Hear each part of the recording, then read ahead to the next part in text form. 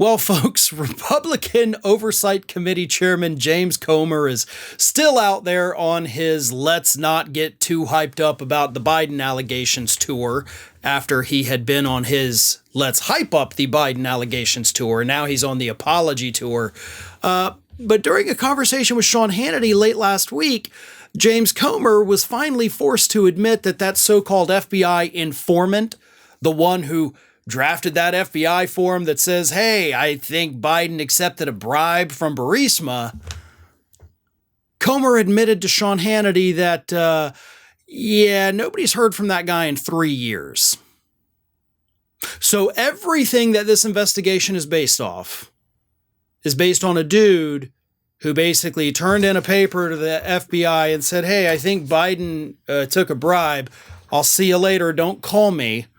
Nobody's talked to him for 3 years. We don't even know where he is. Totally a reliable source, by the way. A guy who does a job for the FBI, then totally dips and has no communication whatsoever. And that, of course, is one of the main reasons why Comer is on this apology tour. Trying to get Republicans, hey, temper your expectations because we may have overblown this a little bit. Here's what Comer said to Hannity. Unfortunately, nobody's had any contact with him for the last 3 years. You know, the MSNBC makes fun of me when I said that there are a lot of people that were involved in the Biden shenanigans that are currently missing. But with respect to this oligarch, we think we know where he is. He just hasn't been seen in public in a long time, but we're following the money. We're hopeful that we can find the informant. Remember, these informants are kind of in the spy business, so they don't make a habit of being seen a lot or being high profile or anything like that. He then continues and he makes it so much worse.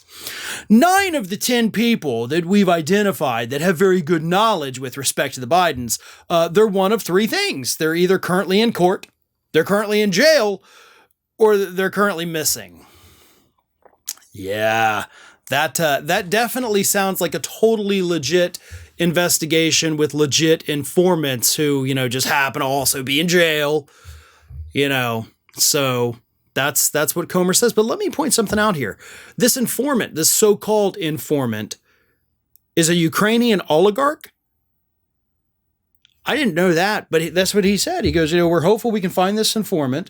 He says, but with respect to this oligarch, we think we know where he is. So you're saying, like, this is a guy, he's not public. He's an oligarch. I mean, you realize that means like a high-ranking and very wealthy individual. Kind of hard, especially in, those Eastern European countries, kind of hard for those people to just fall off the map, right? So you would think if he is these things that you say he is, that, you should be able to find him. I mean, if he is an oligarch, you should be able to type his name into Google, right? Why don't you tell us who it is? Not because I want to know or because I want something to happen to him, but because I want more transparency with this, because clearly Republicans have been lying since day one. Comer, after hyping up the 17 audio tapes that totally exist, is now one of the Republicans out there saying, we don't even know if the tapes exist. We don't know if the informant's telling us the truth. We have no evidence to back anything up. All we have are allegations. Matt Gaetz reiterated that a week ago. We don't know if the tapes exist. We don't know if this guy even exists.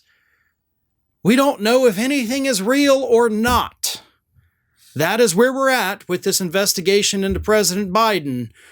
And I expect, as they always do, things are only going to get dumber from this point forward. Thanks for watching, everyone, and well, here comes the awkward part at the end of the video where I ask you to like, comment, and share, and subscribe for more content from Ring of Fire. Also, you should consider becoming a member for some exclusive content and perks, including early access videos and exclusive videos. Check out the link in the description.